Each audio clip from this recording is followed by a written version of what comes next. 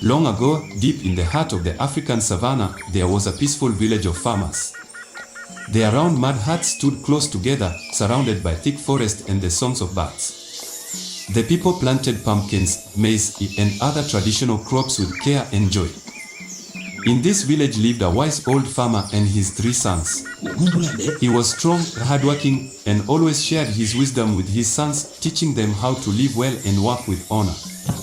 2 of the sons listened and learned, but one son was disobedient and stubborn. Every morning, the old man would rise early and walk to the garden with his sons.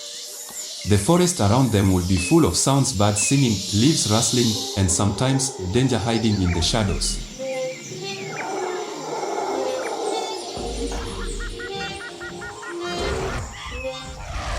One day, as they walked under the sun, harvesting pumpkins and maize to exchange with other villagers for needed items, they suddenly heard a strange and frightening sound coming from the forest.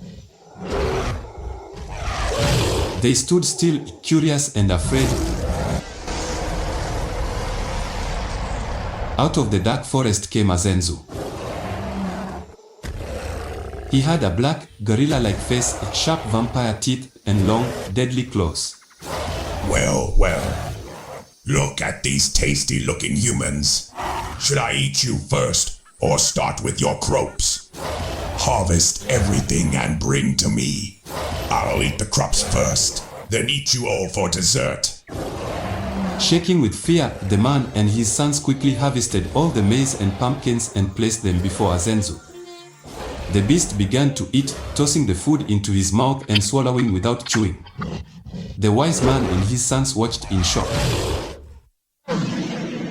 If I see you running, I'll eat you first. I hope there's water to clear my throat. I want to enjoy every bite. Where is the water I asked for? This maize is just a starter next. I want meat. The wise old man begged. Please, let me send one of my sons to bring it. The first son was clever. He understood his father's plan. As soon as Azenzu allowed him to go, he ran and never returned.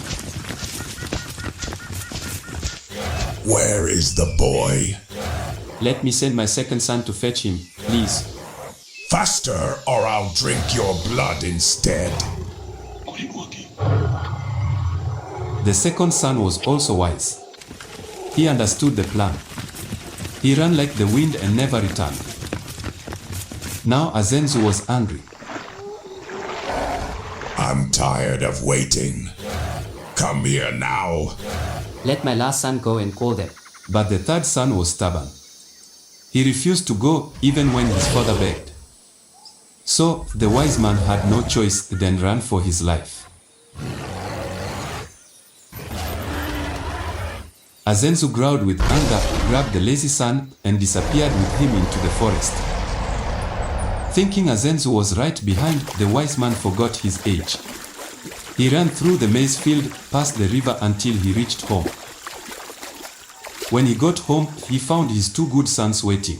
He sat with them, caught his breath, then said, "Thank you, my sons, for always listening. Now you see what happens to those who don't obey their elders. What an elder sees while sitting down, a young man can never see even if he climbs the tallest tree. I wish you had seen how I ran jumping over stones like this. Oh, I felt young again." Moral of the story.